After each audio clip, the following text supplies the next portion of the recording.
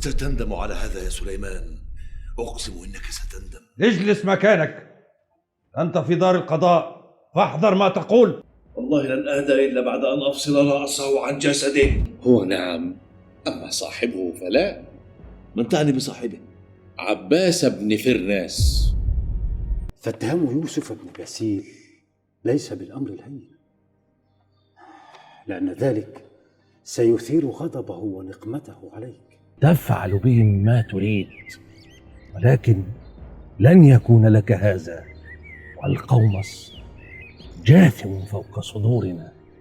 سيد كذبان خاف من أمير البلاد ونسي رب العباد. وهل نحن بغدارين؟ بالطبع لا، حتى إن القوم ساداته شهد لكم بذلك. وماذا عن قاضي الجماعة؟ أليس بصاحبه ومستشاره؟ كيف لا، وهو يلبس ثوب التقى والورع.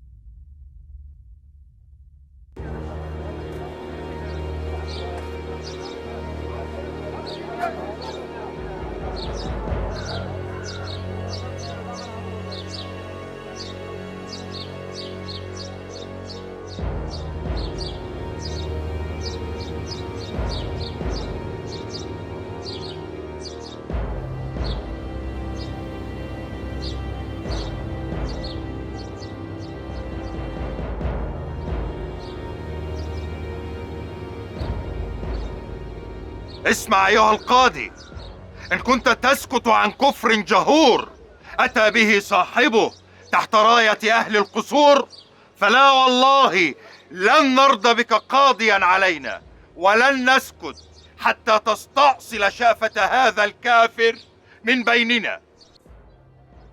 السلام عليكم ورحمة الله وبركاته. السلام عليكم ورحمة الله وبركاته. وعليكم السلام. لا تدع غضبك للإسلام يعميك عن شريعة الإسلام. أجئتني مختصما أم قاضيا؟ بل جئناك حماة للإسلام والمسلمين. الإسلام لا يحتاج لمن يحميه بل لمن يطبقه. بسم الله الرحمن الرحيم. إنا نحن نزلنا الذكر وإنا له لحافظون. صدق الله العظيم. لم تجبني. أنت تتهم الأمير بالسكوت على ما حرمه الله، وهذا يعني أنك تطالب بخلعه عن إمارة البلاد. معاذ الله أيها القاضي، إنما ألست تشتكي كفرا سكت عنه الأمير وهو يعلمه؟ إذن فقد خالف الأمير شرع الله وبدر منه كفر بواح، فحق علينا الخروج عنه وخلعه. أنا لم أعني بما قلت، إنما أخذتني الحمية فخرجت مني كلمات ما عنيت بها الأمير أدامه الله وأعزه. لا بأس لا بأس، فهذا حال الغضب، وقد شبهه الرسول صلى الله عليه وسلم بالمجنون الذي لا يدرك ما يقول وما يفعل، فأمرنا بكظم غيظنا حتى لا نقع في المهالك.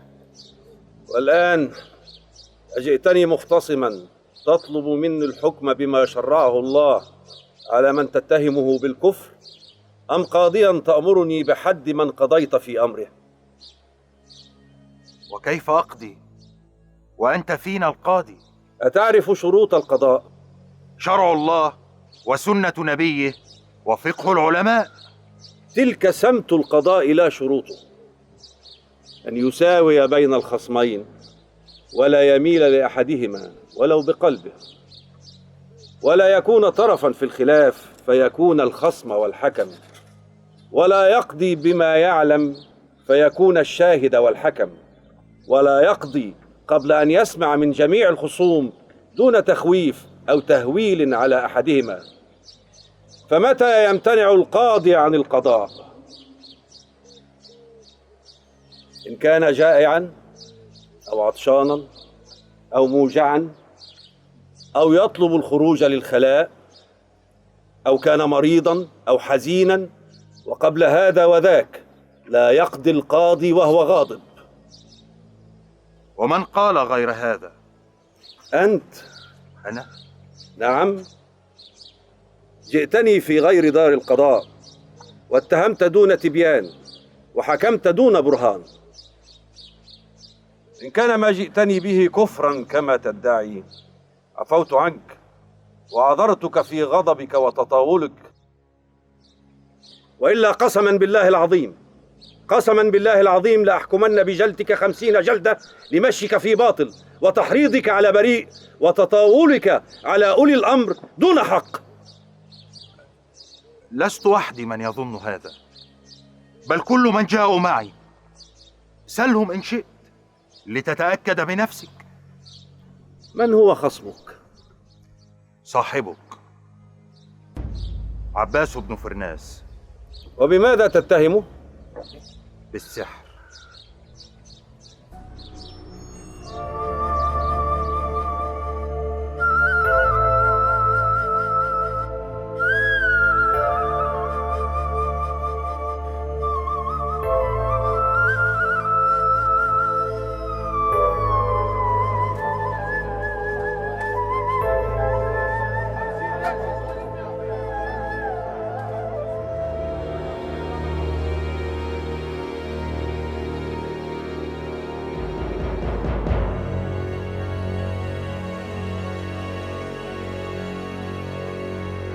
لا نمر بداره إلا ونرى الأبخرة من كل نول تنبعث منه، ولا نرى في قمامته غير الطيور الممزقة الريش والأحشاء. ما دام لا يأكلها فماذا يفعل بها؟ حتى إنه جعل قبة في داره يرصد بها النجوم حتى يعلم مواقيت السحر. إنه لنعرة على هذه المدينة يجب القصاص منه. يا أمير المؤمنين، الناس لا تطلب إلا القصاص العادل من هذا الساحر ووأد شره.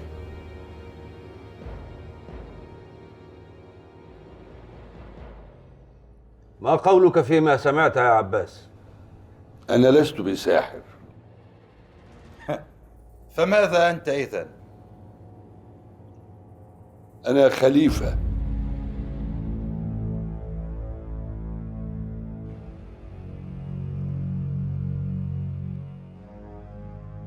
ويحك يا عباس، ألهذا الحد وصل بك الغرور؟ تدعي الخلافة وأمام أمير المؤمنين؟ نحن بايعنا الأمير خليفة علينا، وما سمعت بأحد منا قد بايعك. فمن ولاك الخلافة؟ الله هو من ولاني الخلافة.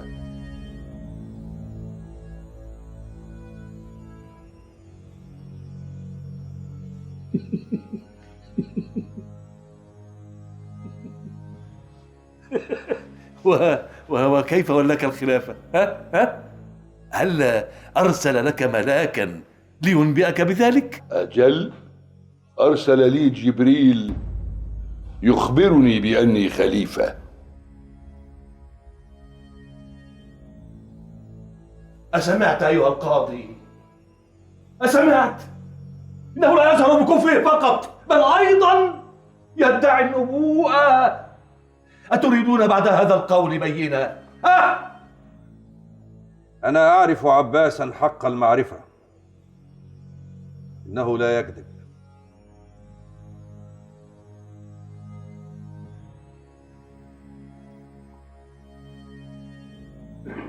أسحرت أنت أيضا أيها القاضي؟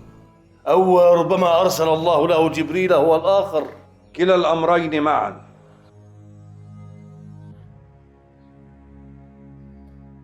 سحرني عباس حين رأيته يقرأ في كتاب الله ما لا تقرؤون ويتبع هديه، بينما أنتم في ضلالكم غارقون.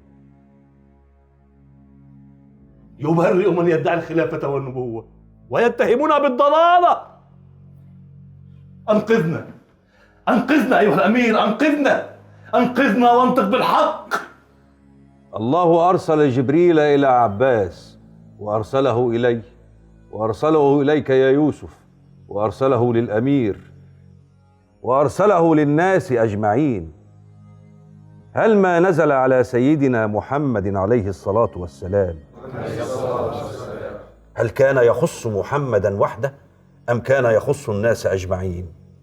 ألم تسمعوا قول الله تعالى: وإذ قال ربك للملائكة إني جاعل في الأرض خليفة قالوا أتجعل فيها من يفسد فيها ويسفك الدماء ونحن نسبح بحمدك ونقدس لك قال إني أعلم ما لا تعلمون. وما علاقة هذا الذي تقوله بما نحن فيه الآن؟ لماذا استخلفنا الله في الأرض؟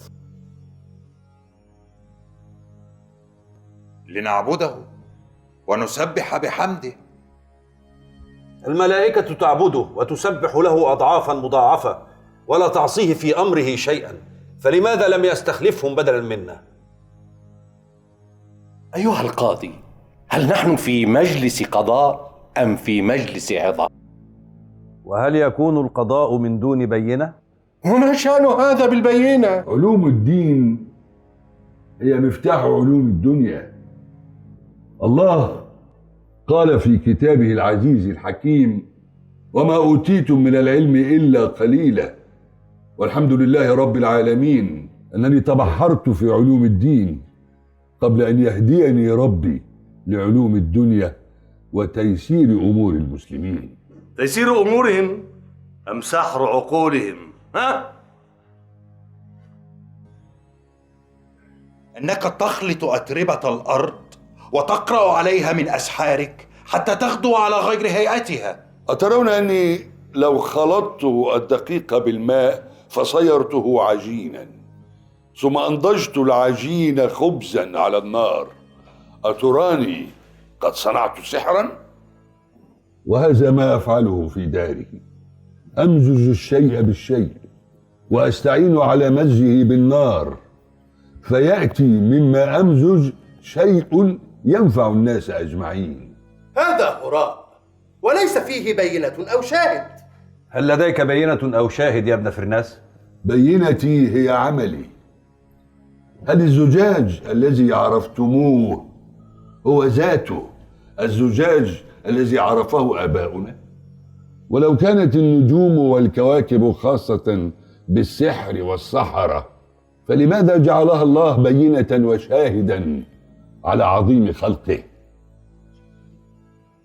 ولماذا أمرنا في كتابه العزيز الحكيم بالنظر إلى الكواكب والتفكر فيها؟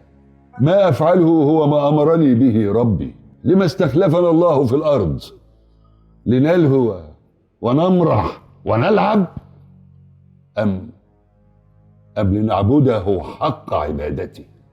العبادة تكون بالصلاة والصيام والقيام، ولكنها أيضا بالاجتهاد في العلوم على اختلافها.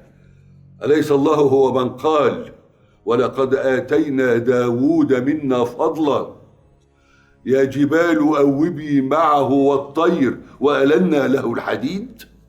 صدق الله العظيم. أرأيتم إن قال قوم داود له: أنت ساحر، فمن أين أتيت بالحديد؟ من الرمل والصخور؟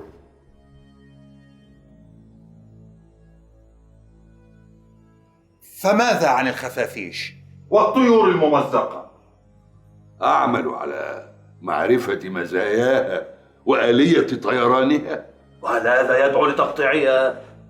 حتى الطفل الصغير يعلم لها ريش وجناحان تطير بهما. حتى وإن كان، فبماذا يستفيد الناس بهذا؟ ماذا لو عرفت أنه يمكننا الطيران مثلها؟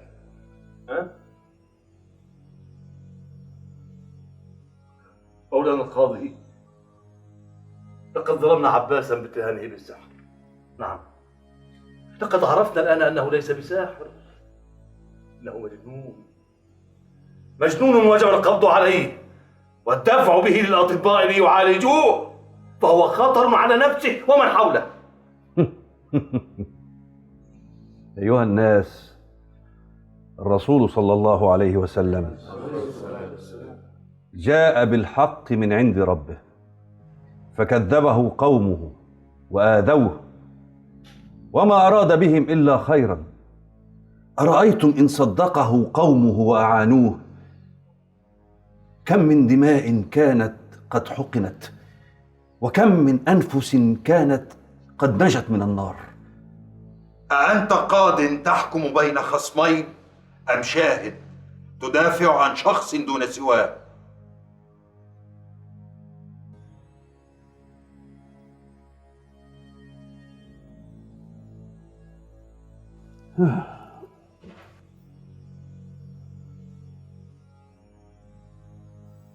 إنما أنا أذكركم بما جاء به قرآننا وسنة نبينا علكم ترجعون إلى الحق وتقون أنفسكم شبهة تغضب الله.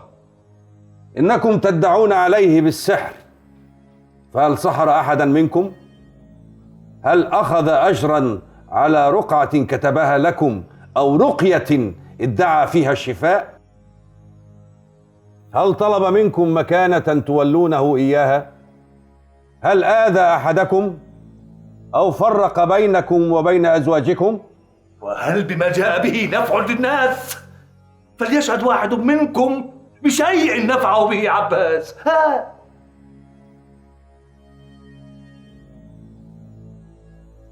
أنا أشهد.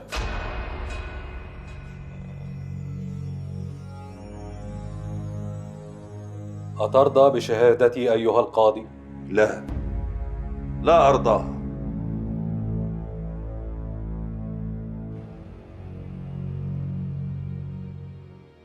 لا أرضاها حتى يرضى بها خصوم عباس. فأنت وإن كنت عندي شاهدا كغيرك من الشهود، إلا أن الخصوم لن يروا فيك سوى أميرهم الذي يخشون غضبته ويجتهدون وده. ومن منا لا يرضاها؟ كلنا يعرف صدق الأمير وورعه.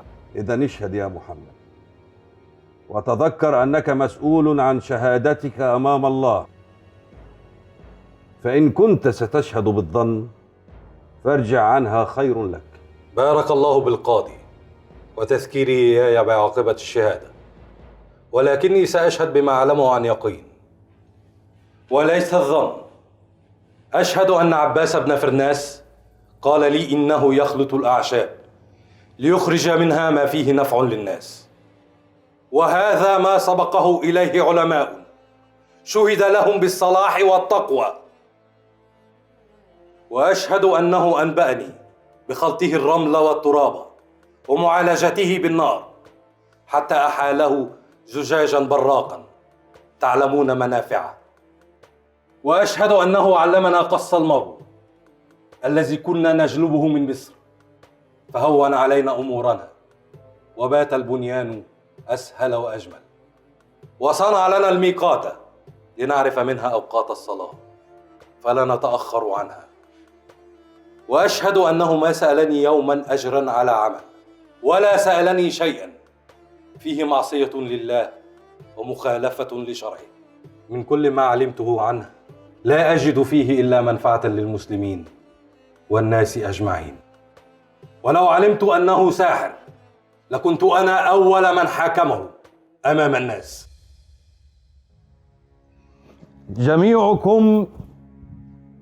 جميعكم سمع شهادة الشاهد، فهل لدى من اختصموا عباس قول فوق هذا القول؟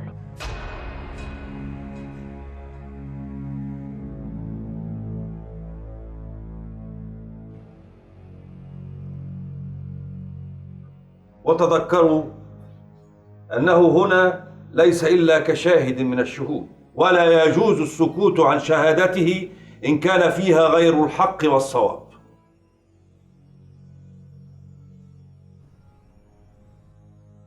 اسمعوا أيها الناس، العلم ليس علم الدين وحسب، فحين سئل رسول الله صلى الله عليه وسلم أي الناس أحب إلى الله وأي الأعمال أحب إلى الله، قال رسول الله صلى الله عليه وسلم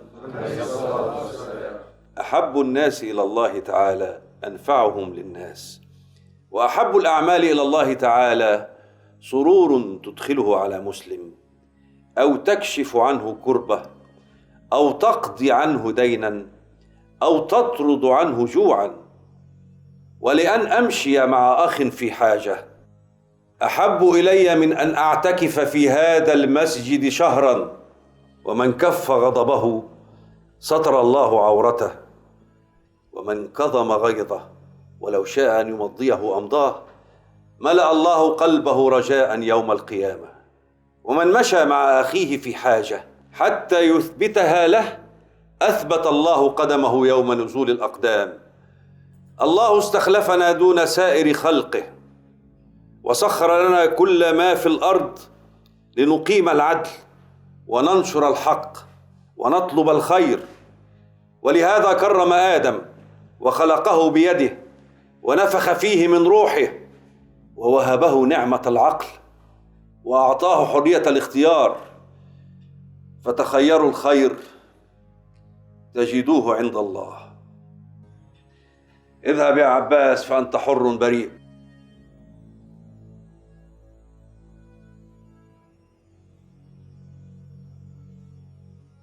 ومن يتعرض لك أو يقذفك بكلمة سنعاقبه في الدنيا ثم يرد إلى ربه فيحاسبه يوم تبيض وجوه وتسود وجوه. ولا بأس أن تنشر علمك بين الناس فيعلموا ما جهلوا، فلا يحاكمونك بجهلهم فيصيبون فيك ذنبا عظيما. اذهب.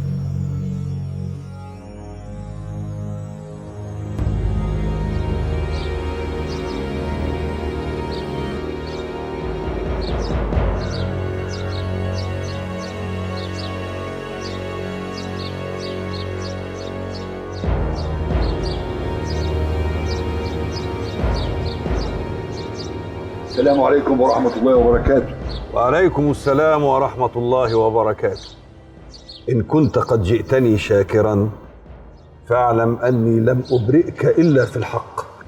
ما جئتك فيما أنا عالم به، ولكني جئتك في أمانة تخصك عندي. أية أمانة هذه التي تخصني؟ صكوك جاءني بها القومس قبل أن يقتلوه. وماذا بها تلك الصكوك؟ ليس هنا. تعال معي نذهب ونحضرها ونذهب بها إلى الأمير فأعرض عليكما ما فيها. بل اذهب أنت وأحضرها، فأنا عندي صك أريد أن أحضره لأعرضه عليك. هيا بنا.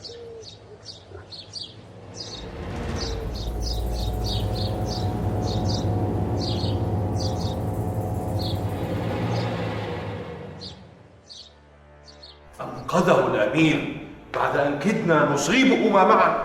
إن كان قد ناجى من هذا التدبير فله عندي تدبير آخر. إياك أن تفكر في هذا الآن، فالعيون علينا والمخاطر كثيرة. ماذا؟ وأدعه هو صاحبه ينعمان بانتصارهما علي. مولاي. ماذا يا رجل؟ البشارة يا مولاي. أية بشارة؟ الجارية التي أرسلتها إلى جرير. انطق وإلا قطعت رقبتك. عادت مع الصكوك. اذهب اذهب.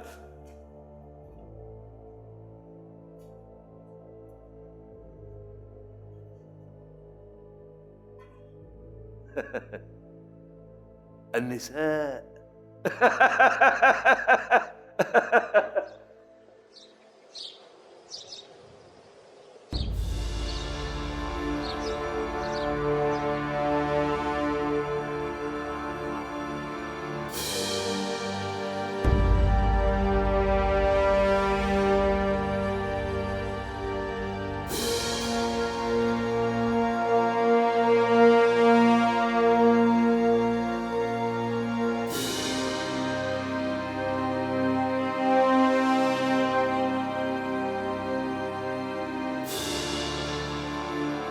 تلك الساقطة.